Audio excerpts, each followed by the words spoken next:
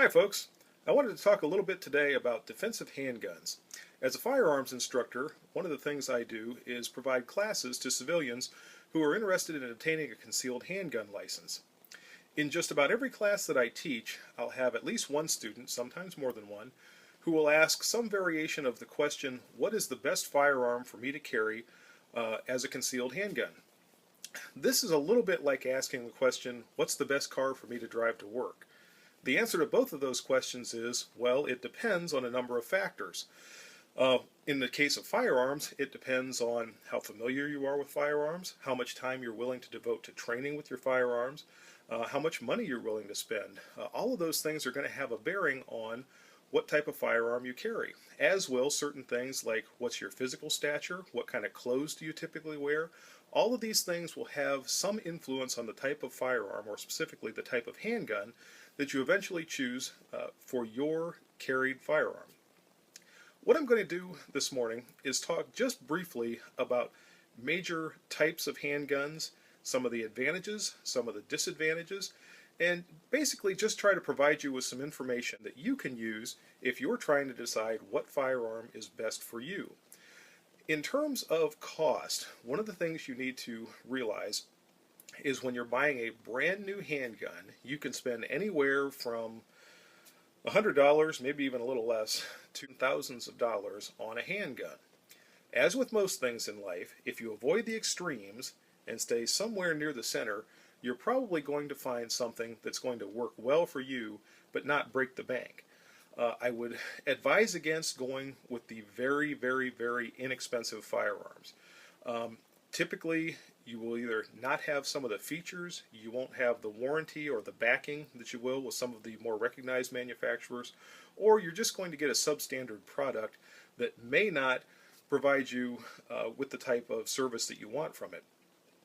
When you're looking for something to potentially protect your life or the life of your loved ones, this is not a time that you want to look at the bargain basement cheapest price you can find when you're selecting that item that's going to be used for protection. Now, if you happen to be someone whose means is so limited that you can only look at the least expensive firearms, at least do some research and try to find out something about the level of performance, reliability, and backing from the manufacturer that you can expect to get before you purchase that item. If possible, and this goes with even the more expensive firearms, try to shoot that firearm or at least handle it first to see, is it going to fit your hand? Are you going to be able to reach all the controls and manipulate it properly? What's the level of recoil? And this is across the board with any type of handgun. Is the recoil something that you can manage effectively and deliver quick follow-up shots? Or is the recoil a little bit more than you're comfortable with dealing with, and maybe you need to look at something a little less powerful?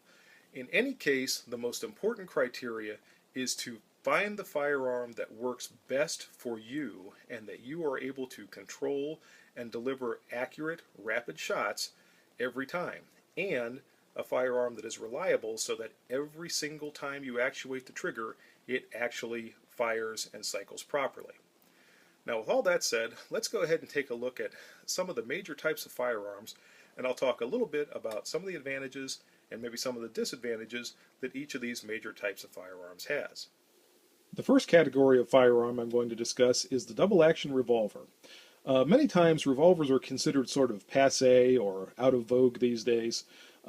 This design has been around for well over a century, and the reason it's been around that long is because it is a drop-dead, simple and reliable system for someone that needs a firearm to defend themselves. Double-action revolvers I categorize as my every person's firearm. This is the firearm for someone who doesn't necessarily want to spend years and years developing their skills. They don't necessarily have the time, or they can't make the financial commitment to spend hours and hours on the range shooting. With a double-action revolver, and by the way, I am not advocating not training with your firearm. What I'm talking about is the reality of some person's situations that either they can't or aren't willing to make that commitment to training with their firearms. The thing about revolvers is with a minimum of training, you can learn to safely and effectively handle this system. With the revolvers that I have here, my .342, this is a Smith & Wesson .342 by the way, is probably the absolute simplest defensive firearm anyone could ever use. The only controls it has is the cylinder release latch right here and the trigger. I suppose the ejector rod could be called a control as well. But otherwise, it is extremely simple. To load, you simply push forward on the cylinder latch, rotate out the cylinder, load a round of ammunition into each chamber, close the cylinder, and at this point, this is essentially a point-and-click system. It has a very, very simple sighting system, which is the groove in the top strap and the front sight. This is probably the absolute simplest firearm, at least multi-shot firearm, that you could purchase and be able to use effectively, and I'm excluding the two-shot Derringers and things like that as far as their limited capacity. But I have 5 rounds here. As long as you have a good quality firearm, and as long as you've shot it enough to know that it reliably fires and cycles the type of ammunition that you're going to use, this is an extremely simple and reliable system. Now, one thing I will say about a short-barreled firearm, or short-barreled revolver particularly, is a lot of times they are a little difficult to shoot accurately at greater ranges, and a great range for this would probably be something beyond maybe 15 feet. This is not really intended as a long-range target firearm, and with the extremely short sight radius, a lot of times you're going to have difficulty making shots at much greater distance than that. But again, it's not intended for that. It's intended for across the room distances. It's intended for almost arm's length distances, which is consequently where a lot of the defensive firearms shootings take place.